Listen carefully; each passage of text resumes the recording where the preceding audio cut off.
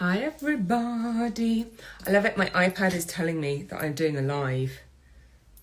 Even my phone is telling me that I'm doing a live. Isn't it useful? Isn't it useful to know? Thank God for that. I'm still checking. I'm still doing my own homework for this. I'm pretty serious about learning about tech for wine caves. I thought I actually knew everything. I thought I was pretty informed on this. But I'm still checking. Still checking my facts for you.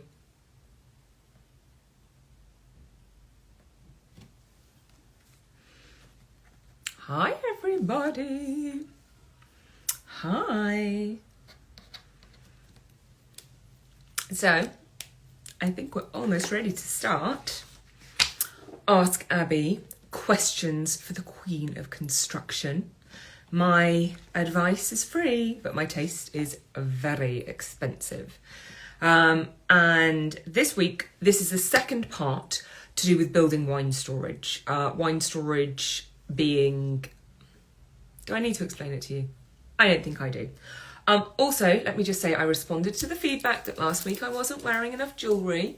I feel like the fact that I'm wearing like the equivalent of Stonehenge around my neck, and in homage to talking about wine, some glass earrings. So let it be noted that the feedback is received.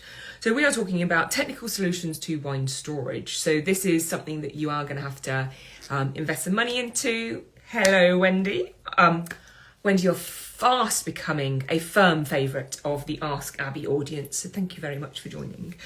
Now, last week I ended with some advice, and the advice I ended with was wine storage, when it's technical, is an investment. And I made a recommendation that if you take the annual amount that you spend on wine, I used the example of about £1,000. If you then think of what 25% of that represents, that's quite easy, 250 quid. That could be a reasonable investment for some tech. For your wine storage. Obviously, there's a multiplier. You're spending £10,000 a year on wine, then £2,500 for your investment. I didn't tell you everything at the end of last week because there was quite a lot going on. So at the end of last week, I left it with this kind of, here's a broad price point. I'm going to add one more factor in for you, and that's to do with the value of the building that you live in. Because the fact is, if I'm doing a £50 million villa in Holland Park, I am going to put a wine cave into it because it is de rigueur for prime and super prime properties to have wine storage in them. A £50 million property, I would be spending something like £250,000. We'll see those kind of examples at the end. So don't worry, I'm going to start at your kind of entry tech for wine. And then we're going to be going up to, you know, what it looks like if you are currently sitting in your des res in Holland Park. That kind of cave, everything is bespoke. Absolutely everything is bespoke. So we are going to look at what's available off the shelf. And when you think about it, I say those kind of figures, £250,000, that's insane. But actually, when you think about it compared with the value of the property, it's not. Likewise, I've just finished on a project in Holland Park where we were building properties. You know, the flats kind of started at 2, 3, 4 mil. There, as standard, I'm putting in £1,000 wine fridge into the kitchen. So when we're talking prime and super prime property, we need to be thinking about wine storage because it is becoming the standard that people expect to see. If you live in smaller properties than that, it's only good if it suits you. It is still a luxury item to have, but I am going to go into a little warning about where it's a false economy, because there is super cheap technological wine storage, which is basically just crap. We're going to start with that in a minute. Now, I had some feedback from my last session, and someone asked me, Abby, why can't I just build a cellar like you have in a Victorian house? And that's a really good question. If you are lucky enough to live in a traditional property that has, I'm going to kind of describe it with my hands. So you have a space under your floor. The reason you have the space under your floor is it's doing two things. First of all, your foundations are probably touching the earth, which means moisture is going to be drawing up through your foundations. So they lifted those foundations to stop the moisture penetrating into your building. where there's wood, which can rot. So the cellar created that. It also created voids for ventilation, which again helped to draw out of that moisture and take all of that damp air away. Clever Victorians, clever Georgians, clever Edwardians.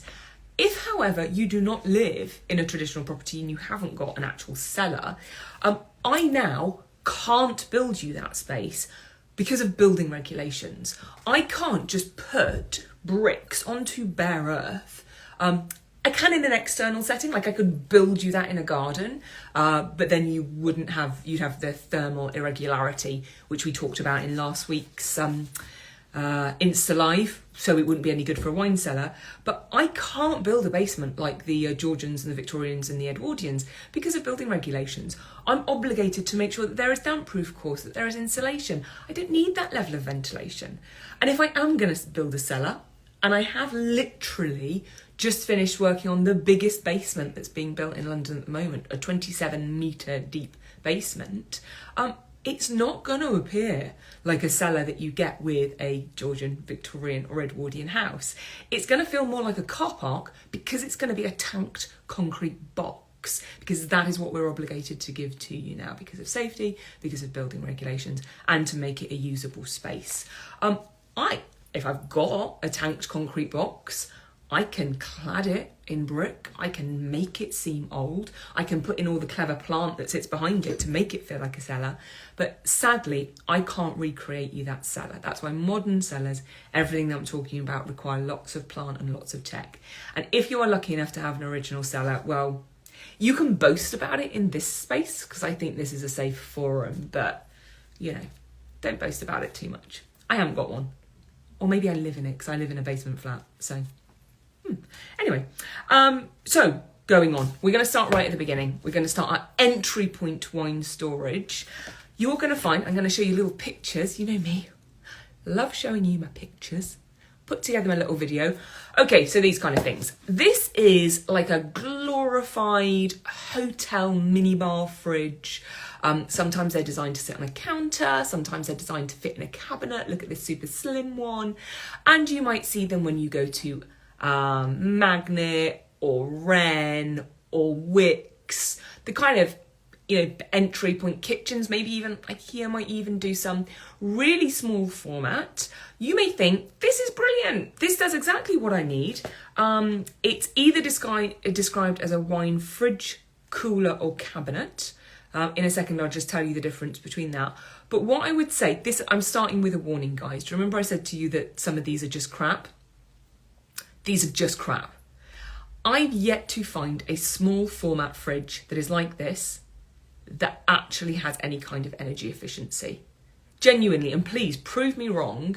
Go on to AO now, Appliances online. It's a great repository for if you're just looking to find multiples.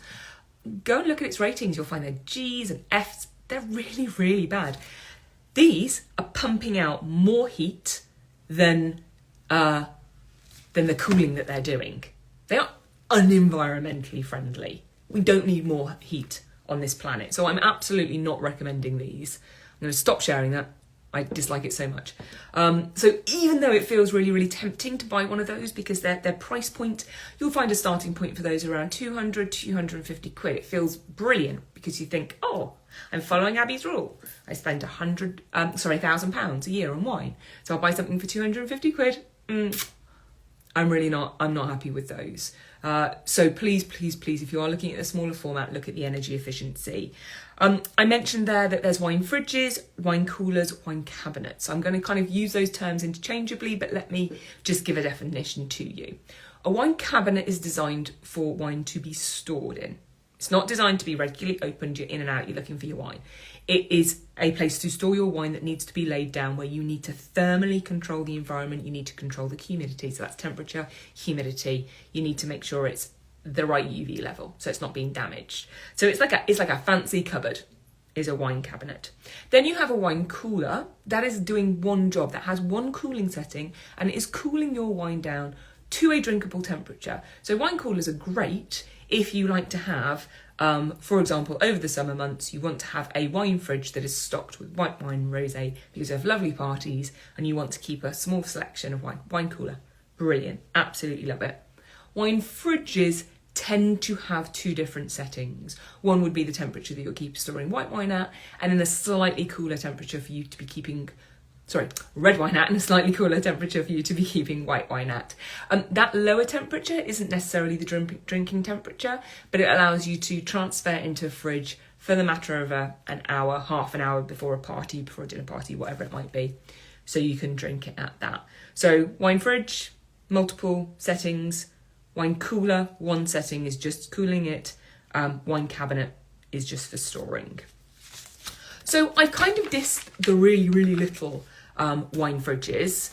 So I'm going to go on to the standard sizes. And just a reminder for those of you who aren't building kitchens all day, every day, standard appliance sizes are 600 wide, I'm talking in millimetres, 600 deep, and up to a counter level, up to your work surface, about 900, give or take, sometimes at 850.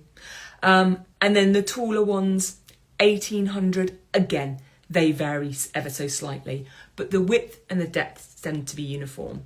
The reason I say that is you might have a freezer in your kitchen that you think, well, I can swap that out and I can put a wine fridge in its place. I'm going to get more use out of that. That's fantastic. Make sure you're checking the sizes. And please, please, please, please always remember ventilation. Wine fridges, any appliance, is pumping out heat at the back. These appliances need ventilation. I really encourage you, when you're getting something like a wine fridge, a wine cabinet, a wine cooler put into your kitchen, you're working with your kitchen designer and they're integrating it in, because they should be making sure that your plinth underneath has got grills on it so the heat can leave, or it's coming up behind it and pumping out at the top.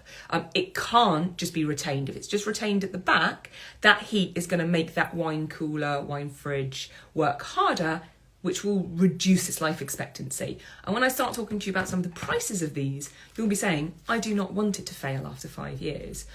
Standard sizes, we're talking about 45 bottles fit into something that's under your counter, that's about 900 high, up to maximum probably about 100 bottles going into one that's a full height.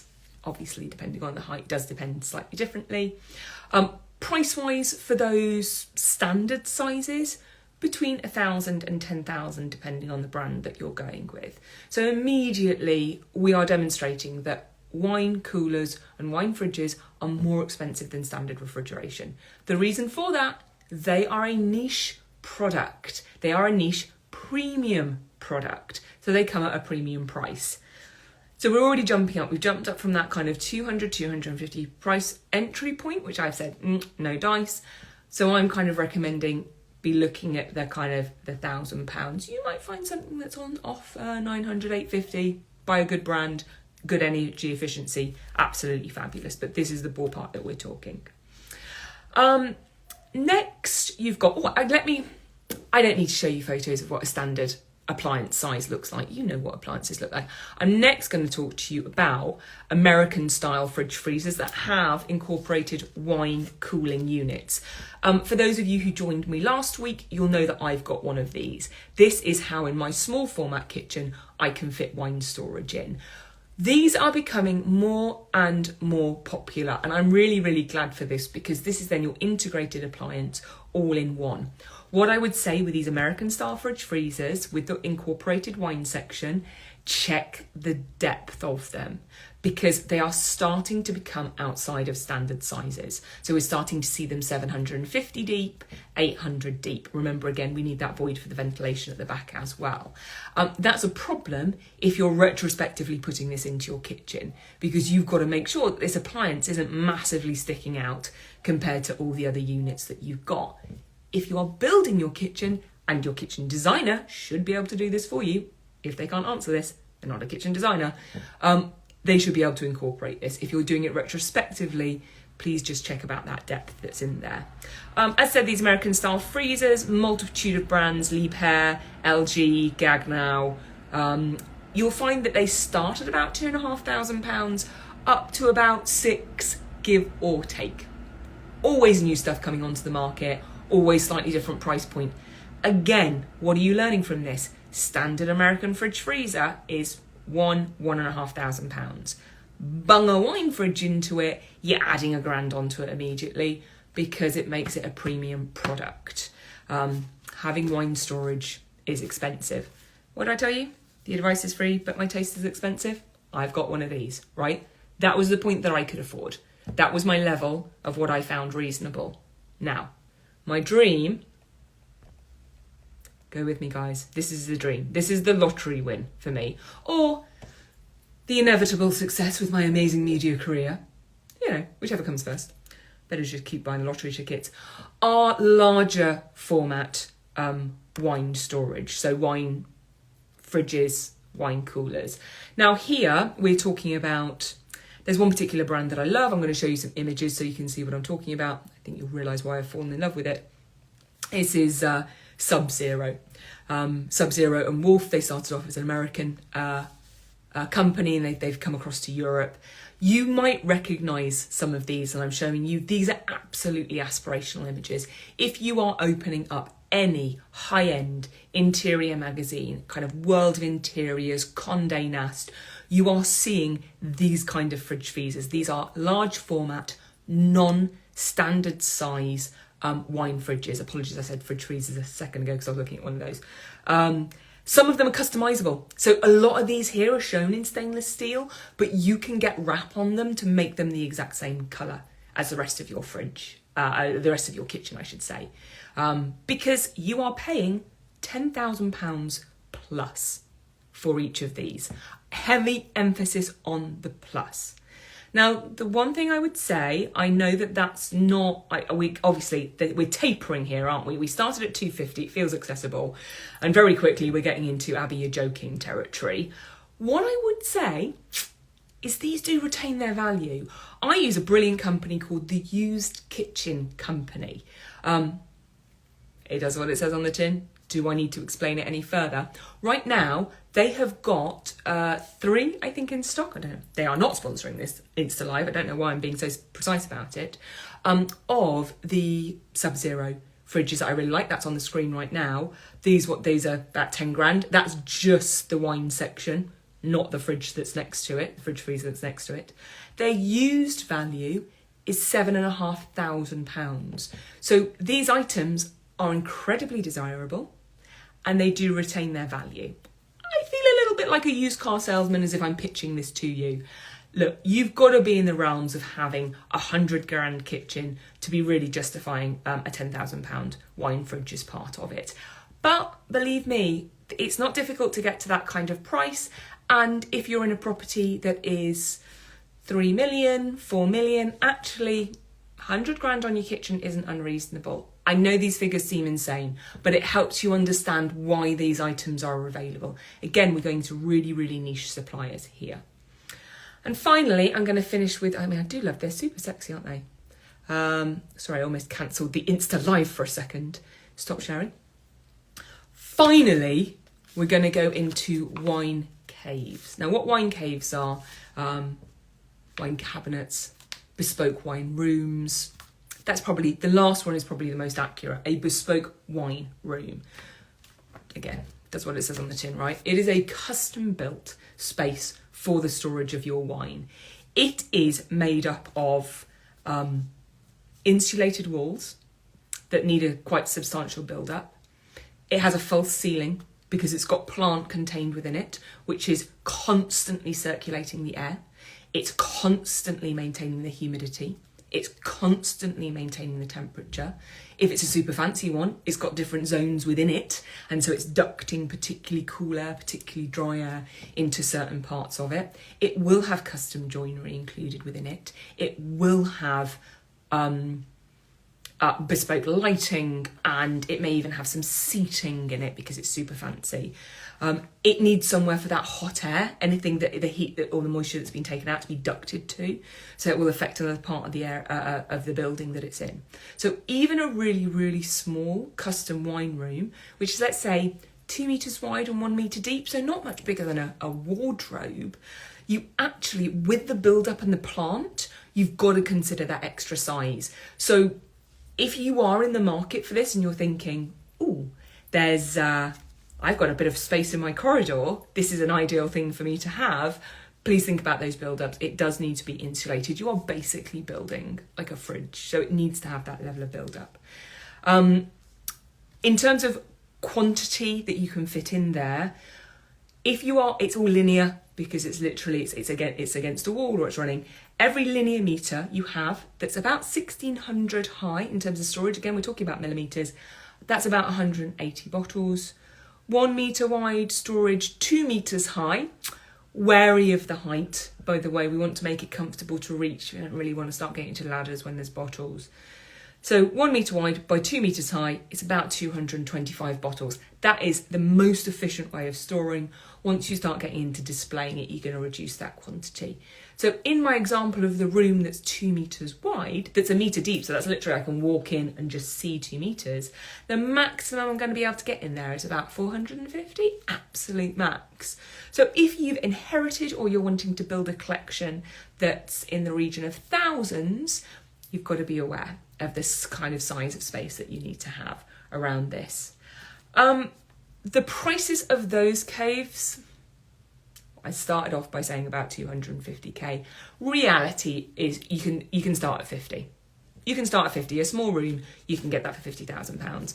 But when you start going into some of these bad boys that I'm going to show you, seeing this, curved glass walls, floor to ceiling, the bespoke hardwood, rare timber, custom made joinery, bespoke low energy lighting, colour matched gloss floors, fancy custom, I mean, look at this. I think that's acrylic, probably again, custom made.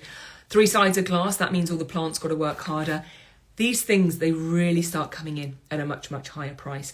What I would say about this is if you see it in a restaurant, if you see it in someone's home, wow. If you see it in a restaurant or in a shop, just appreciate it for what it is and realise it is so much more than just the space that is there. It is not a case that someone has got some shelving, they've built a room and they've put a set of glass doors on it or a set of doors on it. There's a lot that's going on behind that, and there's a lot of investment. But if you've inherited a collection, or if you have built a collection and you want to pass that on to someone, then actually this might be a reasonable level of investment for you.